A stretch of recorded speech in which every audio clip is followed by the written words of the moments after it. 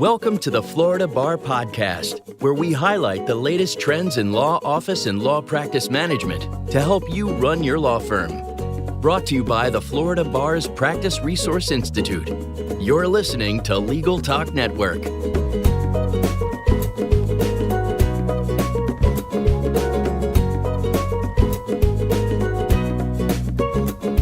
Hello, and welcome to the Florida Bar Podcast, brought to you by the Practice Resource Institute on Legal Talk Network.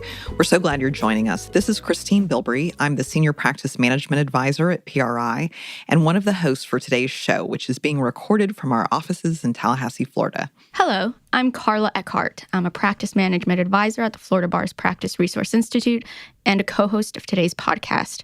Our goal at PRI is to assist Florida attorneys with running the business side of their law practices. We will be focusing on a different topic each month, and we'll carry the theme through our newsletter and website with related tech tips and articles. So this month at PRI, our topic is physical security and workplace violence. And today we'll be speaking with Deputy Dean Crump of the Leon County Sheriff's Office. Deputy Crump has been with the Leon County Sheriff's Office for over 19 years, during which time he has served on-road patrol as a school resource deputy and on the criminal investigations and community relation units. Welcome to the show, Deputy Crump. Thank you. Glad to be here. So, Deputy Crump, please tell our listeners a little bit about yourself, your background, and more specifically about your agency's crime prevention programs. Well, as you said, I've got 19 years that I've spent here at Leon County Sheriff's Office. My entire law enforcement career has been here with Leon County. During that time, as stated, been on road patrol, spent my first 6 years there, then another 7 years in the school resource deputy unit, where I was stationed at several different schools through that tenure. And then I spent a small amount of time in investigations and wound up over here now in our crime prevention unit, which has just recently been kind of rebranded, if you will, to our community relations unit. Great. So most of our listeners are lawyers or legal administrators that are charged with the management and administration of their law practices. However, the small firms may not necessarily have the time or training resources that are available to larger organizations, and preparing safety and security policies or other preventative programs may be outside their wheelhouse. So the purpose of having you on the podcast today is to learn and raise awareness about workplace violence, and to also encourage our listeners to utilize the resources and services that agencies such as yours provide for businesses in their communities. So I wanted to start with workplace violence. In recent years, months, and even I think as recently as yesterday in Maryland, active shooter incidents have dominated national headlines. So when people think about workplace violence, some of them may automatically jump to active shooter. And we'll talk about that a little later, but I wanted to talk about other forms of workplace violence that maybe are more commonly encountered by employers. So in your training, how do you define or maybe explain workplace violence to participants or members of the community? Well, one of the first things that we talk about in some of the training, we start off, actually part of our training, we've meshed our presentation of avoiding workplace violence along with active shooter. Not to say that it's just workplace violence that causes an active shooter to engage, in that type of emergency situation, that tragic situation. But what we've done is that we talk about it in reference to the definition as we see it, is that it's any act, an employee, that creates a hostile work environment and negatively affects the employees either physically or psychologically. And that's one of the things that we key on. We also talk about how that training is a huge and vital, important key because of the fact that when situations become violent, it's not that just people typically just all of a sudden snap, but rather that it's been on a continuum. It's often beginning with minor harassing behavior, possibly becoming even increasingly threatening to a point of violence itself. There's always signs that lead up to, violent behavior and having a violent incident, especially when you start talking about in the workplace. What we do in reference to the training is we also talk about the different signs. We have caution signs that go into like a yellow flag, meaning caution, and then we go into red flags, which we refer to as our warning signs. All of these build into what we refer to as possible triggers. The trigger is that point where what is it, the incident that triggers that person to kind of go over that edge. And that's one of the things that we concentrate on before we even really go into an active shooter, because any one of these triggers can go into even physical altercations. They're at an office setting, work setting. It could even be in a warehouse. It could be in a regular office placement.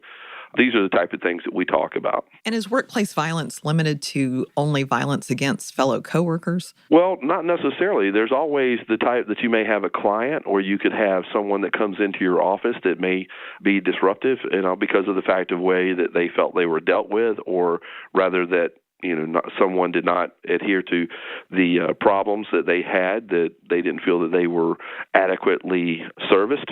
And this could have led to different problems that they have encountered, what they feel because of that, meaning something may have happened to them personally. It could affect even finances to where it caused personal problems. So then they retaliate by coming back to that entity. With the situation that we may be referring to here with several attorneys' locations, of course, somebody's not always going to be the happiest. And right. in these cases, especially for an attorney, they may come back into the practice and they may lash out at that attorney or some of the employees there, feeling that it's their fault, whatever has come down upon them. And that could be a trigger for them, even though they're not an employee. So, yes, in those cases, it's not just employee, but it's how it also affects employees. And when the police are called out, and I think this happens probably more often than people are aware of, what are the most common types of violence that you're called out to deal with? What's happening in those situations? Well, most of the time it starts and we try to always say, call us, even if it's just verbal. It's like, call us, don't try to sit there and keep trying to deal with it because, we don't want law enforcement showing up at our place of business. The reason for that is because what happens is that if it does go to the next level, and then somebody's trying to call us, it's really too late at that point. If we show up and it's just been a verbal communication, a verbal problem, a lot of times that we can get that person to step out, leave the business, and possibly calm things down before it has reached a level to where we actually need to take an action against that person. Usually we may refer to anything as far as in civil, taking it to a civil level, if they feel like that it's something that they need to seek court justice by.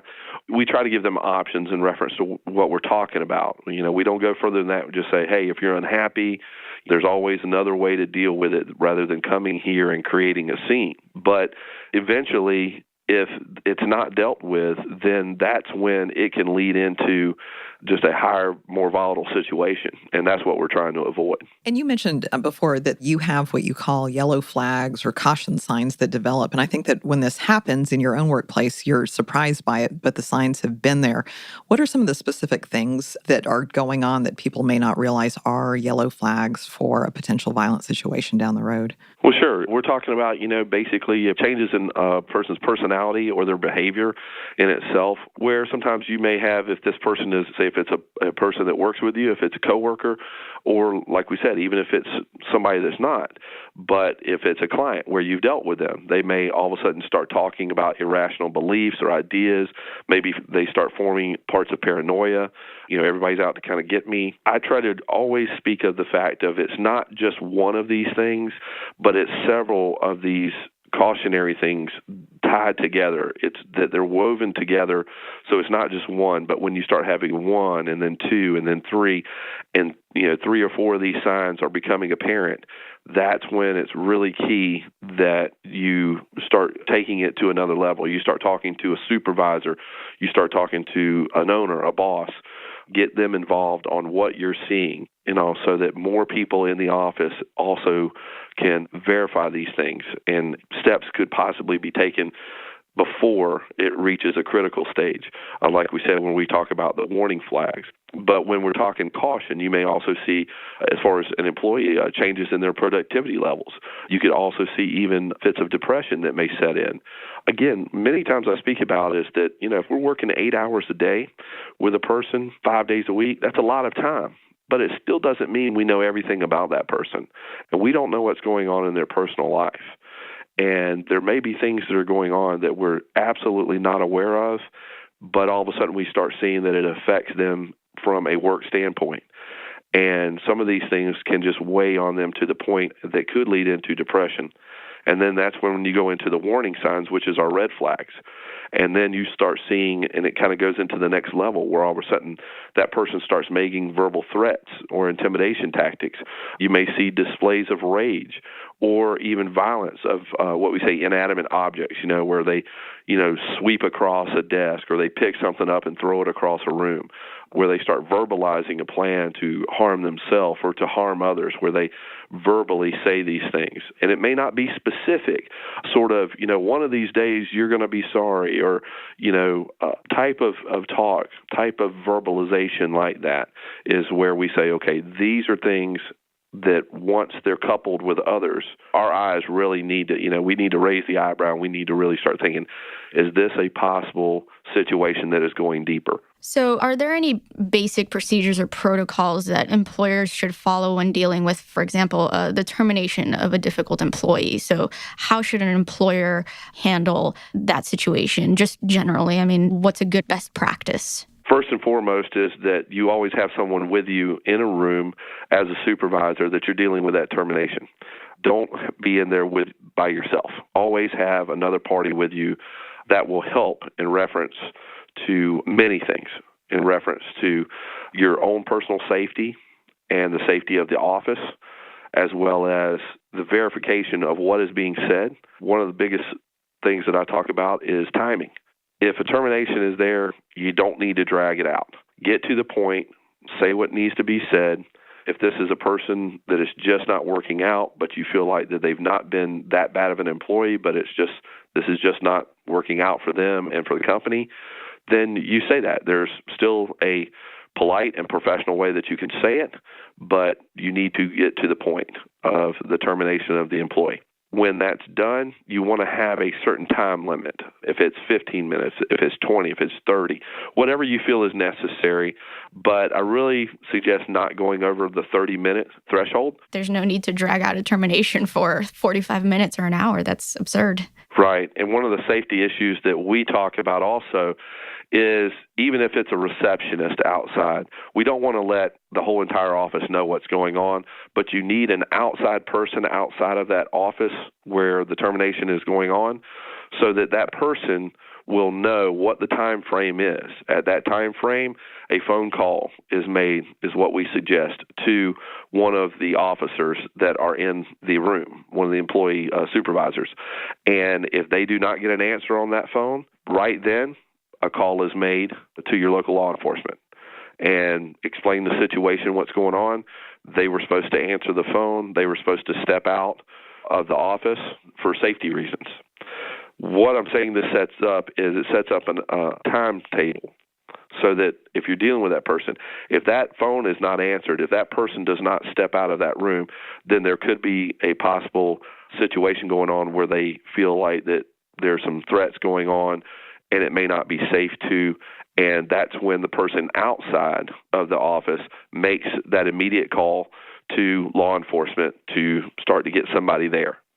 One reason for that is because we also tell them, do not go to the room. Don't go knock on the door. You need to keep it in the framework of a phone call. Make sure that their phone is working properly and all beforehand.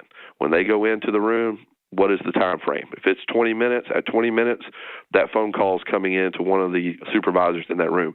If they fail to answer or they fail to come outside, that receptionist, that assistant outside that room needs to make that immediate call to law enforcement and explain the situation and that they have not come out. Right. And under no circumstances, again, just to reiterate, under no circumstances should they go check on the situation in the event that there's an issue. Absolutely not. Okay. Yes, absolutely not. They could be dragged into the room, Right. and then all of a sudden you have another hostage situation if that's Right. what it leads into. And, of course, please understand, we're talking the most critical type Right, of incident. extremes, definitely. Right, thank you, yes. So at some point following this podcast, we're going to do an exercise with your agency. And for those people that may just be tuning in halfway through the podcast, Deputy Crump's with the Leon County Sheriff's Office. So we are having you perform what you call a commercial safety survey. And we're limiting it to our department specifically because we want to be treated as somewhat of a law firm leasing office space in a commercial building.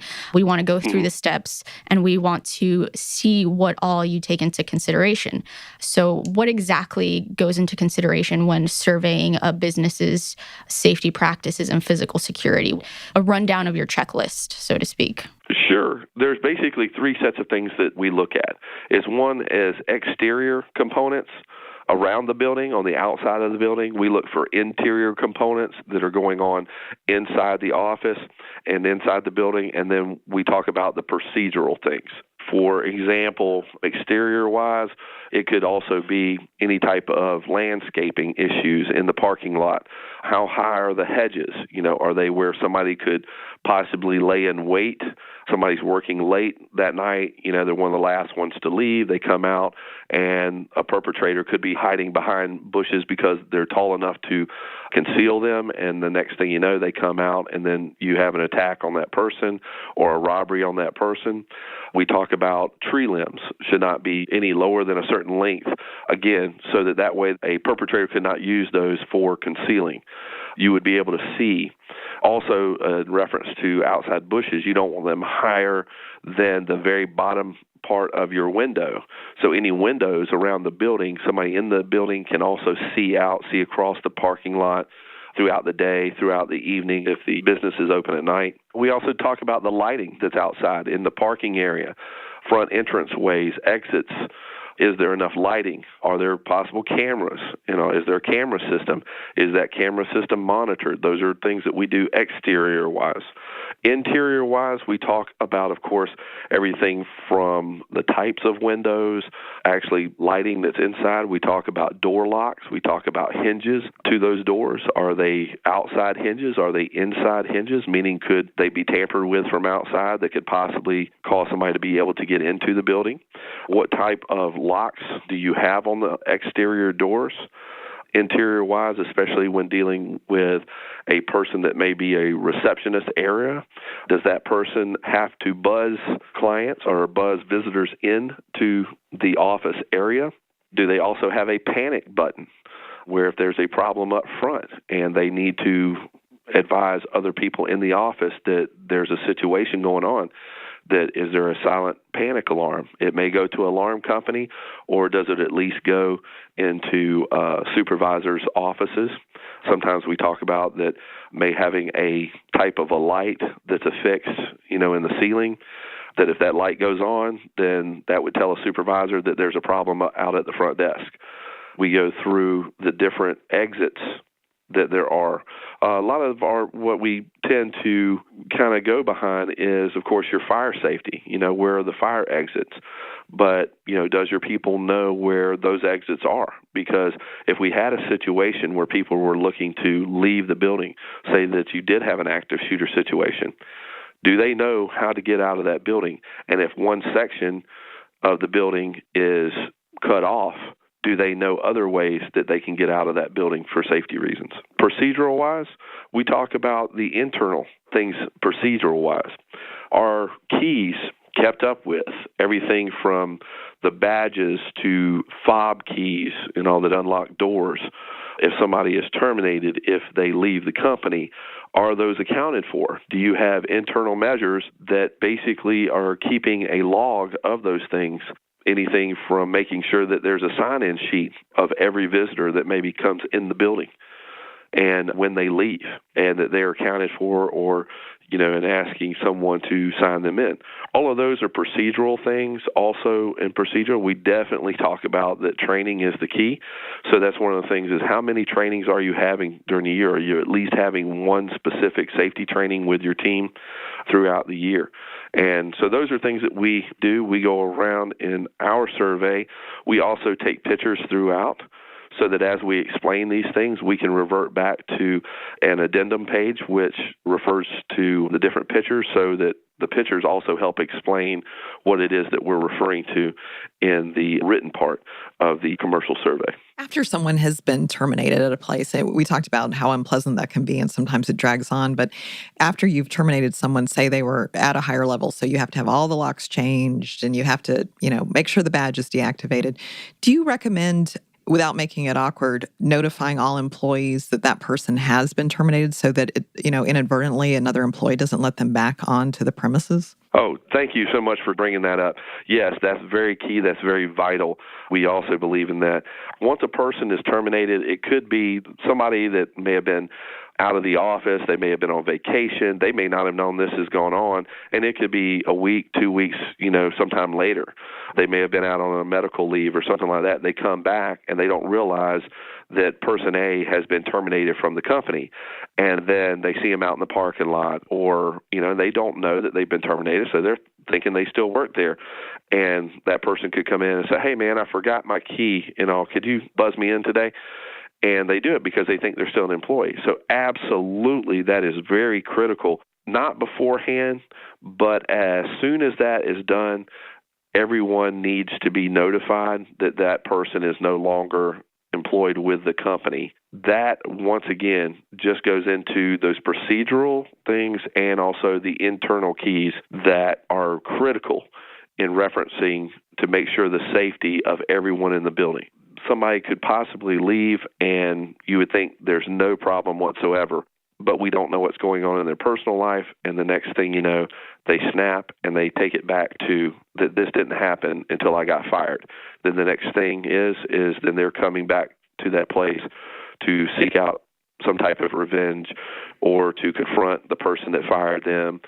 And that's one of those things that definitely we want to do, is make sure that everybody in the company knows when that person is terminated. If they see them after the fact, then they absolutely immediately need to notify supervision that that person was seen in the parking lot, that they were outside the building. And if so, always call law enforcement. If nothing ends up being wrong, that's fine. But it's a way to act quickly before something happens. And if we show up, law enforcement shows up, that person is there, they may need to be trespassed from the premises. But you don't want to go and deal with that person necessarily without law enforcement at least being on the way. And you could find out why are they there, and if they start to be combative or, confrontational, you've already got law enforcement en route. And those things are key. And now that we're talking about sort of the important indicators and sort of considerations that you take into account when you're surveying physical security, what are the most commonly overlooked yet easily or inexpensively corrected physical security measures? First and foremost is usually the locking mechanisms for doors. Several times doors and door jambs that may not be shutting correctly. Those are some of the first things that we usually will note. A lock is not locking properly. So therefore, there's some safety issues in reference to people coming in and out that may not even be associated with the business at all. And those are probably the first and foremost parts. And also, especially exterior-wise, is lighting. Lighting is really a key element to the parking lots and keeping the area safe. It's not just about having lighting, but having the proper type of lighting that makes sure that you get sort of, as we say, the most bang for your buck. It's going to give you the most light and light up the area in a way to where if somebody was to come up and confront you or possibly attack you, that there's a good chance that that's going to be able to be seen. You don't want any dead spots or dark spots, as we call them, throughout a parking lot area or around any type of entry-exit doors around the office itself. And now that we've talked about sort of the basics of what you need to do both outside and inside your place of business to keep it safe, I'd like to move on to active shooter preparedness. So statistically, this is among the least common forms of workplace violence. However, it's always sort of best to be prepared for this or any emergency situation for that matter. So what can employers and employees do to prepare and respond in the event that an active shooter incident occurs? Sure. Well, the very first thing that we always talk about is train, train, train. It is our mantra, especially for preparedness, especially for prevention. You cannot say enough about making sure that your people are aware of the dangers and what the situations are. Knowledge is key. One of the things that we often talk about in our presentation that we have is what are the two responses? Well, there's a trained response, and then there's the untrained response. First of all, when something happens, when an incident begins in an active shooter, there's always going to be startle and fear, both ways, from a trained response and an untrained response. But from an untrained response, as someone that has not gone through any type of training, the first thing you're going to see is, of course, panic. Panic will set in because they don't know what's going on. They're scared, and then it goes into a form of disbelief psychologically. I can't believe this is happening, then into denial, which is, this is not happening. From that point, it's what I call cement on your shoes. It's that form of helplessness. This is it. This is, this is going to be the end. There's nothing I can do to help myself. And those are the untrained responses that happen. When we talk about the trained response and you go through a preparedness, what happens is first is there's the anxiousness of I've got to do something. Now, I'm not talking about to the person that's actually doing it, but I've got to do something in getting out is what we teach, is run. But I'm anxious to do it, but I got to be kind of educated. I got to be very meticulous with the direction of which I want to go. I've got to make sure that I'm not going into a shooter's path. I want to make sure that I'm going the opposite direction. And I may be anxious to immediately do something, but you have to stop yourself a little bit, get yourself together, and that's when we call recall. Recall is when you've had that preparation, you've had some training, and all of a sudden that training goes back into your brain, and you start pulling it forward as to, okay, I need to stay low. I need to, make sure that I'm concealing myself, hide behind cover, something that could stop a bullet while I'm trying to make my way to an exit. Then we go into prepare. That is preparing yourself, preparing your mind that, okay, this is the way I need to go. This is how I need to try to get out of here. Or do I need to stop and try to hide somewhere because the situation is where I cannot escape? I do not have a route that's safely for me to escape. And then also to prepare for the point where if you come in contact face-to-face with that perpetrator of the active shooter, and that is inevitable, then there's the fight portion, which is also to prepare. It could be that this person is going to come in contact with me. If that happens, I have to prepare myself for the act of defending myself. And then the last is that commit to act, is not only to prepare yourself for that, but then commit to it, is being ready, grabbing what you can as a possible weapon to help defend yourself and to help possibly stop that person. And then once that situation and you become face-to-face with that person, it's a life or death situation, it's commit to it. That is the trained response, is that anxiousness, that recall, that prepare, and then commit to the act. And that's the two differences that we like to teach in reference to how one side is going to respond compared to another side, which is that untrained response, where it's panic, disbelief, denial, and then helplessness. So that's the biggest thing that we try to teach, is to prepare your people by giving them the training. And it's always best to at least do it once a year to keep it fresh in their mind. And also remember, you're going to have people that are going to go to other jobs, and then you're going to have new employees that are going to come in, and you want them to be on that same page as the other employees that have been there for a while and maybe have gone through this training, maybe even once, twice, a couple of times. Get everybody on that same page and what it is that you want to do to make sure that your entire office stays safe. I'm glad you said it like that, because I think too often an employer will show a new employee a video of, here's some active shooter training. But ideally, you want your employees to act as a team. So when your office or any municipality sends out their community relations officer, do you go through that? Like, what are you individuals going to do here in this place where you are every day? Is it that kind of training that you can offer so that there's a plan? Yeah, well, there's some agencies that actually go through that. Quite often, we don't have the resources as far as the people that we can actually commit to going through like a scenario-based training. Okay. And also what we do in ours is we do a presentation where we can talk with them about preparing themselves. And there's times where we say that you may want to, within yourself, to have, just like you have a fire drill, do you want to have a lockdown drill, if you will, just like a school does, for your place of business. This is where certain doorways that lead to hallways, that if there's something going on up front, that can you lock those doors so that it's going to be harder for someone to get back into other areas. And we talk about that, and we also suggest that internally that they may want to consider that and do that on their own, is to work on an exit strategy, an exit plan, just like you would a fire drill, is how to get out of the building. And making sure that they know. One of the things I spoke of the other day with a group was in actually giving their employees like a little schematic of the outline of the building. And can they mark on the sheet where the exits are for the building? And how many AED machines do you have? And can they mark where those AED machines are? And we even talked about where also fire extinguishers are located. And that would be a good little test, is that you hand it to, you don't have to grade or something. It's just for their knowledge. It's Right. saying, okay, how many of you guys got it right?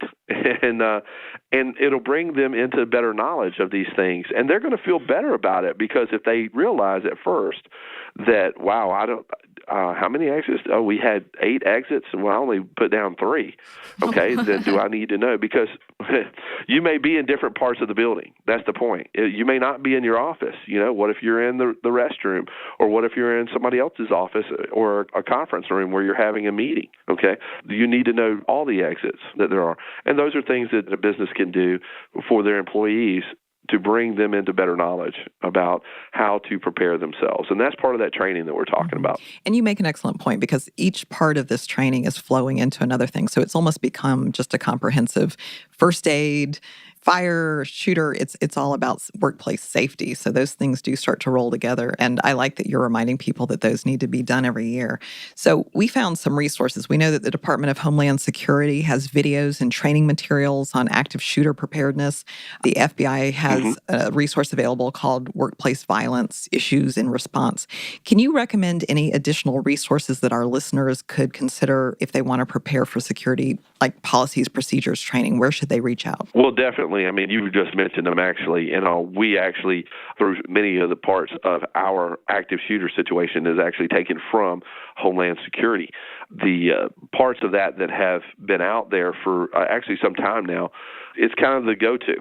And definitely some of your governmental sites, Homeland Security sites, like I said, the FBI, those are areas where you can actually go on some of those sites, and just by putting in active shooter preparedness or safety preparedness, and a lot of those do give you resources of which you can use that can at least put it on your mind and give you some ways to think about that. And of course, always reaching out to your local law enforcement agencies.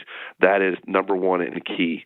Is many of them with their crime prevention units, they will have a type of information and even the classes and the type of training that we give. And I don't even like to say training, because I always think people think of it like a scenario-based. So I like to say the presentations that we give.